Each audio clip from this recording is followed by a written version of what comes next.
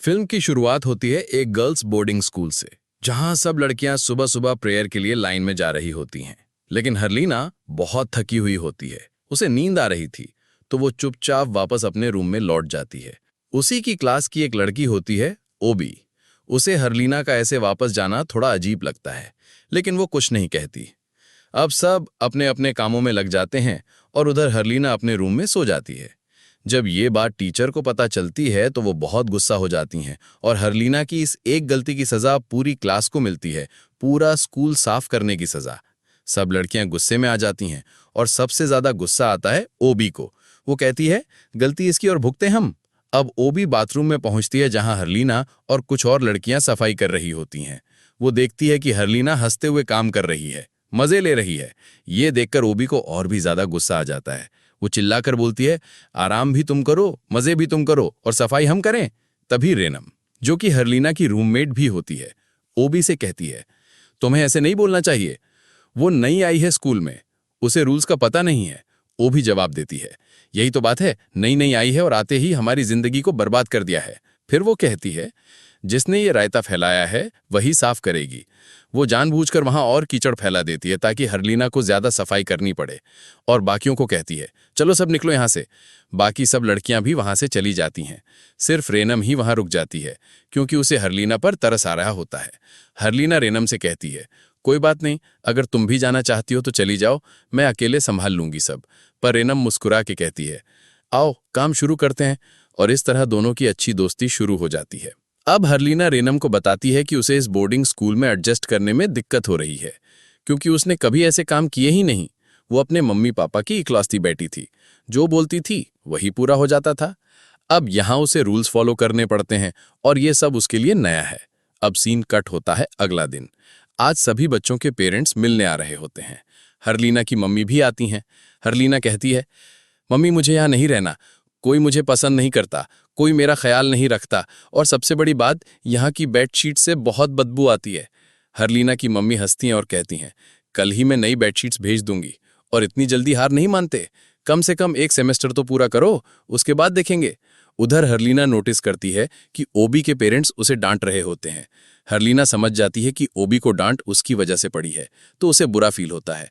पर उधर ओबी का गुस्सा और बढ़ गया होता है। अब रात का सीन आता है। हरलीना अच्छे से कुरान पढ़ने की प्रैक्टिस कर रही होती है। रेनम देखती है और मुस्कुराती है। वो कहती है, मैं मस्जिद जा रही हूँ कुरान पढ़ने, तुम भी आना चाहो तो चलना।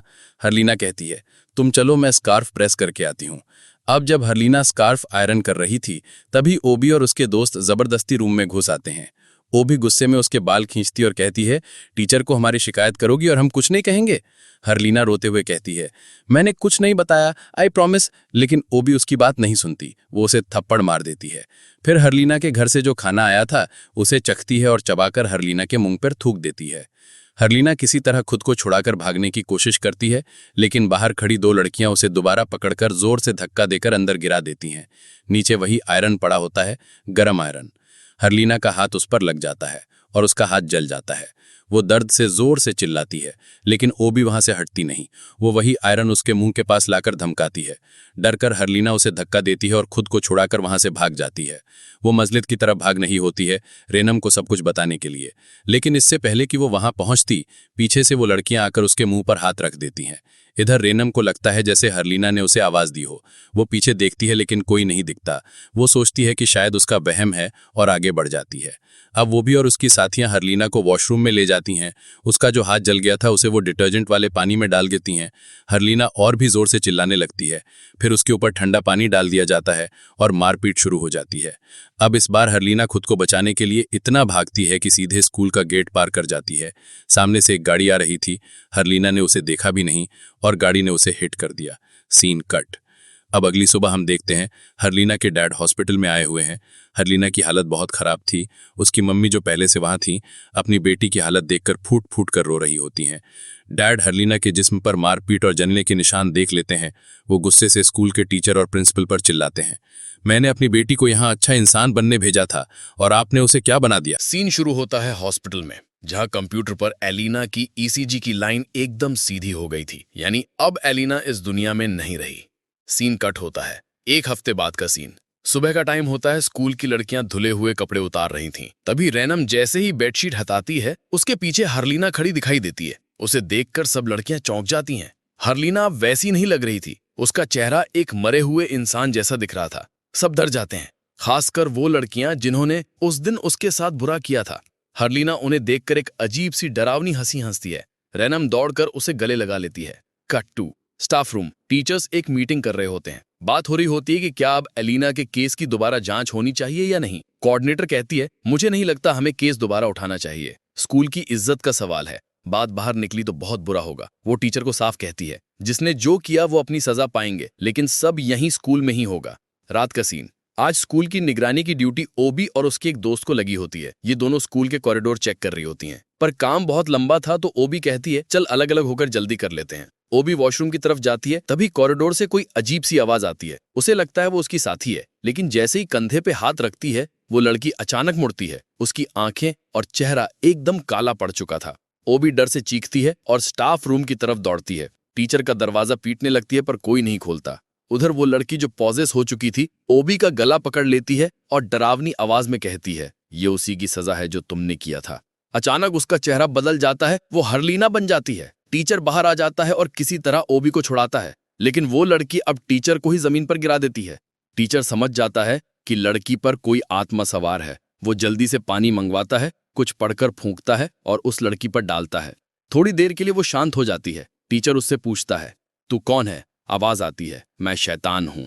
कट टू ओबी का रूम। अब ओबी डरी हुई है और अपने रूम में बंद हो गई है। रैनम और उसकी दो फ्रेंड्स उसे देखने आती हैं। ओबी को फिर से अपनी दोस्त की शक्ल में हरलीना का डरावना चेहरा दिखता है। वो तकिया फेंकते हुए चिल्लाती है, दूर हटो, ये सिटी नहीं है, ये हरलीना है, मुझे मारने आई है। कट टू मस्जिद। रैनम कुरान पढ़ रही होती है, तभी वहां हरलीना भी आ जाती है। रैनम थोड़ी खुश तो होती है, लेकिन नोटिस करती है कि हरलीना कुरान बहुत गलत तरीके से पढ़ रही है, जैसे उसे पढ़ना आता ही नहीं। फिर अचानक उसकी आवाज बदल जाती है, एकदम डरावनी और भारी हो जाती है। रैनम डर कर वहां से चली जाती है।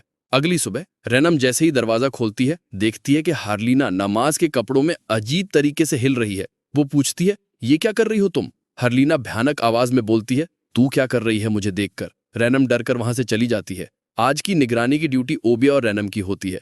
ओबी कहती है, मैं अभी नमाज पढ़ने जा रही हूं, तू बाहर मेरा इंतजार करना। रैनम बाहर खड़ी होती है, तभी वो नोटिस करती है कि हरलीना अजीब तरीके से चलती हुई स्कूल से बाहर जा रही है। उधर मस्जिद में लाइट चली जाती है। ओबी डरती है, लेकिन नमाज पढ़ना नहीं छोड़ती। तभी जो कुछ वो पढ़ रही थी, वही एक डरावनी आवाज भी दोहराने लगती है। ओबी को लगता है कि वो उल्टी तरफ नमाज पढ़ रही है। वो बार बार नमाज तोड़ती है, फिर शुरू करती है, लेकिन हर बार वही डरावनी आवाजें। पर अब उसने ठान लिया था, चाहे जो हो जाए नमाज नहीं छोड़ेगी। आखिरी में जब उसने नमाज पूरी की तो देखा वो सही डायरेक्शन में थी। साइड में देखा तो हरलीना उसके साथ बैठी थी, भूत की तरह। ओबी चीख मारती है। रैनम ये आवाज सुन लेती है और मस्जिद की तरफ दौड़ती है। अंदर आती है तो देखती है ओबी वहीं बैठी है, लेकिन कुछ अजीब था, वो बहुत देर से हिली नहीं थी। रैनम उसे छूती है।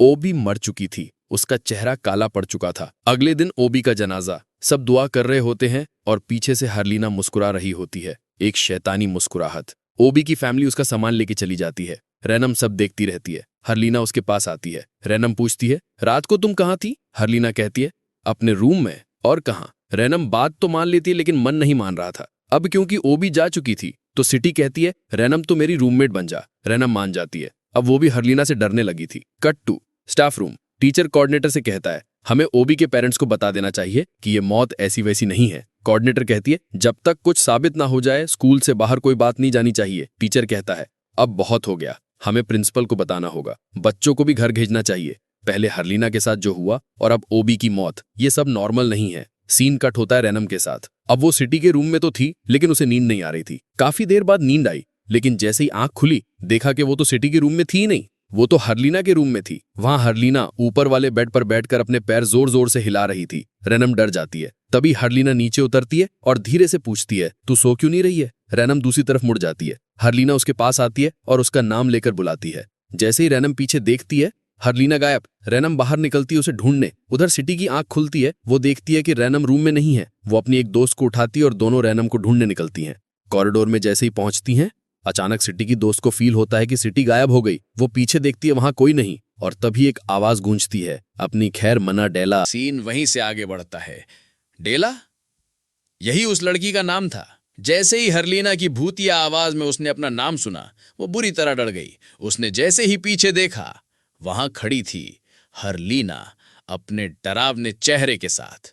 डेला जोर से चीखी और डर के मारे अपनी आंखों पर हाथ रख लिया। थोड़ी ही देर में वहां रेनम आ गई। उसने डेला को संभाला और पूछा, सिटी कहाँ है? अब दोनों को ध्यान आया कि सिटी तो कहीं दिख ही नहीं रही। उधर सिटी स्कूल के बाहर इन दोनों को ही ढूंढ रही थी। तभी उसके सामने आ खड़ी होती है वही डरावनी हरलीना। सिटी डर जाती है और दौड़कर मस्जिद की तरफ भागती है। शुक्र होता है कि मस्जिद में बाकी सारी लड़कियां मौजूद थीं। कम से कम वो उनके बीच सेफ थी। लेकिन तभी सिटी को एक अजीब बात महसूस होती है। वहां मौजूद सभी लड़कियां बहुत ही तेज तेज प्रेयर कर रही थीं, और जैसे ही उन्होंने प्रेयर खत्म की, सब एक साथ सिटी की तरफ देखने लगती हैं, एकदम डरावने अंदाज में। सिटी घबरा जाती है। तभी अचानक एक कपड़ा उड़ता हुआ आकर सिटी के मुंह पर गिरता है। वो चीखने लगती है। सिटी की आवाजें सुनकर वेनम दौड़ती हुई वहां आती है और उसका मुंह ढकने वाला कपड़ा हटाती है। बाकी लड़कियां भी डर जाती हैं और टीचर्स को बुलाने के लिए दौड़ती हैं। वो एक टीचर के कमरे का दरवाजा जोर जोर से नॉक करती हैं। तभी दरवाजा अपने आप खुल जाता है। वो अंदर जाती है, टीचर को उठाने लगती है, लेकिन टीचर उठते ही नहीं। और तभी उसे लगता है कि उसके पीछे कोई खड़ा है। वो मुड़ती है, पीछे हरलीना खड़ी थी। डर के मारे लड़की फिर से बेड की तरफ देखती है, लेकिन अब वहां टीचर भी नहीं थे और दरवाजा भी बंद हो चुका था। हरलीना की आवाजें और धमकियां उसे सुनाई देती हैं। लड़की दीवार से लगने ही वाली होती है कि पीछे से हरलीना उसका गला पकड़ लेती है। वो लड़की चीखती है। उसकी चीखें इतनी तेज होती हैं कि बाकी टीचर्स भी जाग जाते हैं। वो भागकर उस कमरे में आते हैं जहां से आवाजें आ रही थीं, लेकिन वहां कोई नहीं होता। चीखें अब भी सुनाई दे रही थीं। टीचर्स मस्जिद की तरफ दौड़ते हैं। वहां उन्हें वो लड़की मिलती है, लेकिन अब वो मर चुकी थी। उसका चेहरा बिल्कुल ग्रे पड़ चुका था, एकदम वैसा ही जैसा ओबी का था। सीन कट होता है वेनम के पास। वो देखती है कि मस्जिद के एक पिलर के पीछे हरलीना खड़ी है और डरावनी हंसी हंस रही है। वेनम समझ जाती है ये सब उसी का किया हुआ है। वो टीचर्स को सब बताने जाती है। अब टीचर्स को भी समझ आ जाता है कि यहाँ कुछ बहुत बड़ा और डरावना हो रहा है। सब लड़कियों की सेफ्टी के लिए उन्हें मस्जिद में इकट्ठा कर लिया जाता है, लेकिन हरलीना वहां नहीं थी, इसलिए टीचर्स उसे ढूंढने निकलते हैं। Scene cut. हरलीना की मॉम एक कॉल पर बहुत परेशान हो जाती हैं। फिर से स्कूल सीन। सिटी रेनम से कहती है, मुझे बाथरूम जाना है, चलोगी ना? रेनम कहती है, हाँ चलो। सिटी अंदर चली जाती है। रेनम बाहर इंतजार कर रही थी। तभी वो देखती है कि सिटी किसी और डायरेक्शन में जा रही है। वो फॉलो करती है और उसके कंधे पर हाथ रखती है। तभी पीछे से असली सिटी आकर बोलती है, रेनम। जैसे ही वो दोनों पीछे मुड़ती हैं, वहां सिटी के हुलिये में खड़ी थी हरलीना। दोनों डर के मारे चीखते हैं और भागने की कोशिश करते हैं, लेकिन हरलीना उनका पांव पकड़ लेती है। दोनों की चीखें सुनकर टीचर्स भी आ जाते हैं। अब आखिरकार हरलीना मिल गई थी। टीचर्स उसके बाल पकड़कर उसके ऊपर दुआ पढ़ने लगते हैं। उन्हें समझ आता है कि हरलीना के शरीर में हरलीना की आत्मा नहीं, बल्कि एक डीमन है। वो उस आत्मा को शरीर छोड़ने को कहते हैं। तभी वहां हरलीना की मॉम और डैड भी आ जाते हैं। हरलीना की मॉम जोर डालती हैं कि मैं अपनी बेटी को घर लेकर जाऊंगी। Scene cut. फ्लैशबैक शुरू होता है। उस दिन जब हरलीना का एक्सीडेंट हुआ था, वो कार असल में उसकी मॉम की ही थी। वो स्कूल में बेडशीट्स देने आई थी, लेकिन उन्हें लगा गाड़ी से जो टक्कर हुई वो किसी लकड़ी से हुई है। उन्होंने गाड़ी मोड़ी और निकल गई। जब उनके पति ने कार पर लगे निशान देखे, उन्हें समझ आ गया कि एक्सीडेंट उनकी बीवी से ही हुआ है, लेकिन उन्होंने ये बात कभी नहीं बताई, क्योंकि वो जानते थे कि उनकी बीवी टूट जाएगी। Cut to present. अब हरलीना के शरीर में जो डीमन था, वो उसकी मॉम को खींचकर जंगल में ले जाता है। कुछ देर बाद उनकी डेड बॉडी बाहर फेंक दी जाती है। हरलीना की मॉम मर चुकी थी। हरलीना अब सामने खड़ी थी। दो टीचर्स उसे पकड़ने जाते हैं, लेकिन वो इतनी ताकतवर थी कि दोनों को पटक देती है। टीचर्स फिर हिम्मत करते हैं और उस पर एक बार फिर एक्सोर्सिज्म शुरू करते हैं। उसके डैड रोते हुए सब देख रहे थे। सीन दोबारा फ्लैशबैक में जाता है। वो दिन दिखाया जाता है जब हरलीना सच में मर गई थी। उसके डैड ये बात बर्दाश्त नहीं कर पाए। वो एक जादूगर के पास जाते हैं और कहते हैं, मेरी बेटी को जिंदा कर दो। जादूगर एक लोहे की कील पर कुछ पढ़ता है और कहता है, इसे उसकी खोपड़ी में ठोक दो। जब तक बदला पूरा ना हो इसे निकालना मत। डैड ने ऐसा ही किया। उसके बाद उन्होंने अपनी बीवी से कहा, हरलीना अब ठीक है, इसलिए उसे दोबारा बोर्डिंग स्कूल भेज दिया गया है। अब सीन प्रेजेंट में आता है। हरलीना के डैड समझ जाते हैं कि उनकी बेटी की आत्मा जा चुकी है। अब उसकी बॉडी में बस एक शैतान है, इसलिए वो कील निकाल देते हैं। जैसे ही कील बाहर आती है, हर जगह शांति हो जाती है। हरलीना का जनाजा दिखाया जाता है। स्कूल के सारे बच्चों को घर भेज दिया जाता है। आखिरी सीन, वेनम, वो हरलीना की कब्र पर आई होती है। पोस्ट क्रेडिट सीन, हरलीना के डैड घर में अकेले होते हैं। वो बहुत टूटे हुए हैं अपनी बेटी और बीवी की मौत से। तभी दरवाजा खटखटाता है। बाहर वही जादूगर खड़ा होता है। वो कहता है, मैंने कहा था ना, जब तक बदला पूरा ना हो कील मत निकालना। अब साफ था, कुछ बुरा होने वाला था।